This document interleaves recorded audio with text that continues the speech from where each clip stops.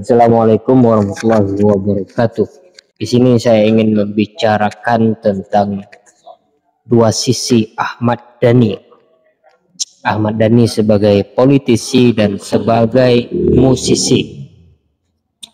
Tidak perlu heran kalau para fans Ahmad Dhani itu tidak akan berkurang, tidak akan berpaling dari Ahmad Dhani ketika Ahmad Dhani masuk politik, berkoar-koar berbicara soal politik, bahkan lagunya juga pernah berbicara tentang politik. Paling tidak ada dua lagu ya yang saya tahu, lagu yang berjudul Sontoloyo dan yang satu lagi Plongak Plongok. Itu lagu yang Ahmad Dhani buat ya dengan beberapa temannya, ada Fadlizon juga. Lagu itu pasti punya historis yang khas ya. Kalau di dalam istilah seni itu disebut proses kreatif gitu. Oke, di sini saya akan membahas dua sisi ini. Bukan hanya bertuju kepada Ahmad Dhani, tetapi juga maksud pada umumnya. Bagaimana kita berbicara soal sastra dan politik, seni dan politik. Ternyata dua hal ini sangat berkaitan, saling berkaitan dan saling mendukung gitu ya. Kalau kita baca sejarahnya itu, bagaimana dulu seniman itu, orang-orang sastra itu memiliki memiliki peran penting terhadap ilmu pengetahuan, bahkan terhadap pemerintahan ya, sebagai mulut-mulut yang tidak bisa dibungkam, karena mereka adalah orang-orang yang tulus. Sebenarnya seniman itu dia menyampaikan fakta, menyampaikan sebuah kepedihan dalam bentuk gambar misalnya, yang kemudian dengan sederhana bisa difahami oleh seseorang kepedihan itu sedalam apa gitu misalnya. Karena setiap kalimat, bahkan setiap rasa itu, kalau di dalam dunia seni itu memiliki dunianya ya, memiliki warna sendiri, memiliki nuansa, memiliki rasa dan sebagainya itu. Seorang seniman ketika memproduksi pikirannya dalam bentuk seni, maka proses itu disebut sebagai proses kreatif, karena dia akan mengalami satu posisi atau satu keadaan refleksi ya, keadaan refleksi, merefleksikan satu pemahaman yang dia tangkap, merefleksikan satu suasana yang dia rasakan dalam bentuk kalimat atau gambar atau macam-macam. Seni itu banyak sekali. Kalau dalam musik seperti Ahmad Dhani sebagai seniman, dia menggambarkan bagaimana rezim, ada satu rezim yang dia katakan sebagai rezim Sontoloyo. Kenapa begitu? Ya mungkin kita tidak perlu membahas apa itu Sontoloyo secara definitif atau ya secara bahasa dan sebagainya. Yang jelas kata itu sering dikeluarkan ketika seseorang marah ya, Sontoloyo, atau kecewa atau sebagainya. Sontoloyo itu bermakna negatif, kira-kira begitu. Jadi Ahmad Dhani menempatkan kata Sontoloyo dalam sebuah lagu yang berdurasi hampir 4 menit, hampir ke 4 menit. Berbicara ada seorang yang mengatakan bahwa ekonominya baik-baik saja di dalam pemerintahan itu, tetapi ternyata realitanya bukan, tidak seperti itu. Ada dalam pemerintahan itu mengatakan begini, ternyata aslinya begitu. Nah itu Sontoloyo. Kritiknya sangat pedas terhadap realitas, sangat sederhana sebenarnya. Dia menyampaikan ada loh orang yang berbohong, itu ada loh orang yang mengatakan itu, orang itu disebut Sontoloyo gitu dalam seni itu gitu.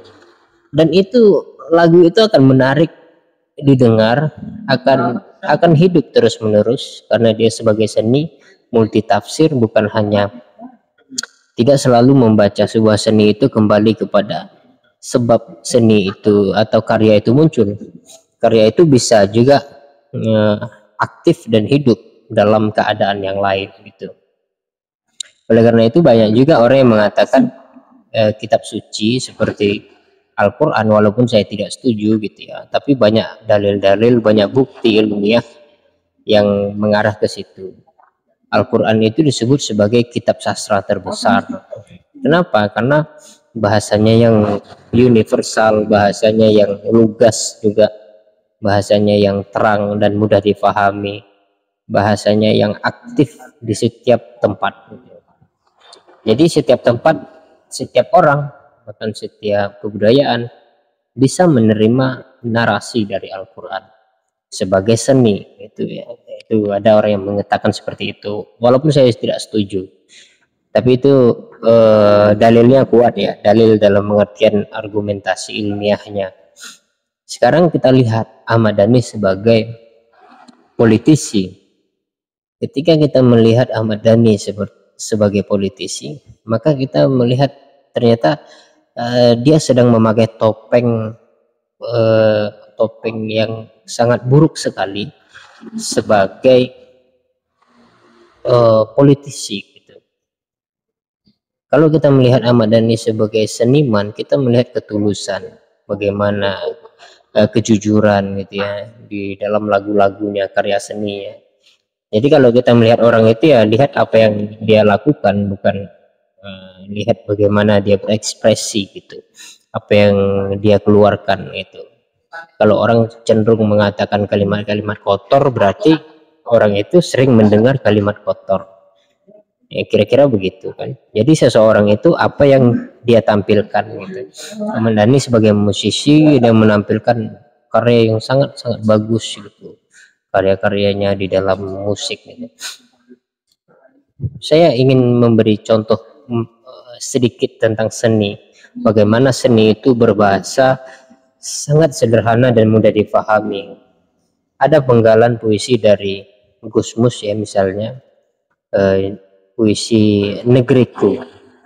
Gusmus bilang begini dalam puisi itu, mana ada negeri sekaya negeriku, tanahnya subur menumbuhkan tumbuhan padi dan jagung.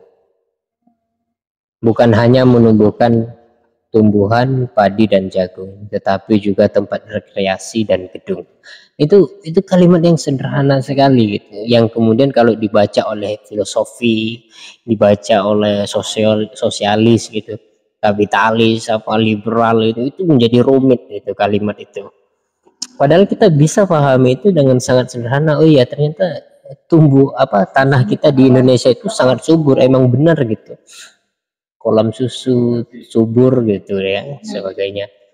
Bukan hanya menumbuhkan tumbuh-tumbuhan padi dan jagung, tapi juga gedung dan tempat rekreasi gitu. Itu fakta, itu sederhana ya. Kembali lagi kepada Ahmad Dhani sebagai politisi. Sangat buruk sekali ya kalau seseorang itu berpindah kepada wajah yang lain, sementara wajah yang lamanya itu adalah seniman, yang seniman itu cenderung kepada kebebasan, menyampaikan apa yang dia pikirkan, menyampaikan menurutnya itu bijak, menurutnya itu benar gitu.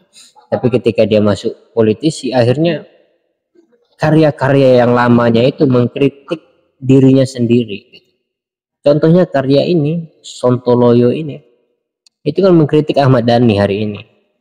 Yang dulu dia mengatakan rezim ketika itu Sontoloyo, tapi dia malah hari ini mendukung rezim Sontoloyo itu. Artinya kan dia mengorbankan setumpuk pemikirannya sebagai seniman. Jadi kalau kita melihat posisi Ahmad Dhani ini, kita kasihan ya. Pasti sebagai seniman dan sebagai manusia yang aktif berpikir ya, Ahmad Dhani itu dia akan terus berkelahi dengan pikirannya sendiri, dan belum ada yang benar, belum ada yang menang, karena dua-duanya masih tumbuh di dalam dirinya. Dia sebagai politisi yang memiliki topeng berlawanan dengan seninya. Saya rasa itu ya, ingin saya sampaikan bahwa memang apa yang disebut sebagai politik itu semakin hari semakin jelek, karena bukan politiknya yang jelek, tapi orang-orang yang di dalamnya menghalalkan segala cara untuk menjadi politisi, untuk meraih kekuasaan yang tujuannya sebenarnya semu, bukan untuk membela itu. Tapi bisa kita berdalil, orang-orang juga bisa berdalil bahwa mereka tidak mungkin bisa menang kalau tidak memiliki banyak wajah, sementara lawan politik mereka memiliki banyak wajah itu. Pada akhirnya kan saya setuju dengan Ahok itu.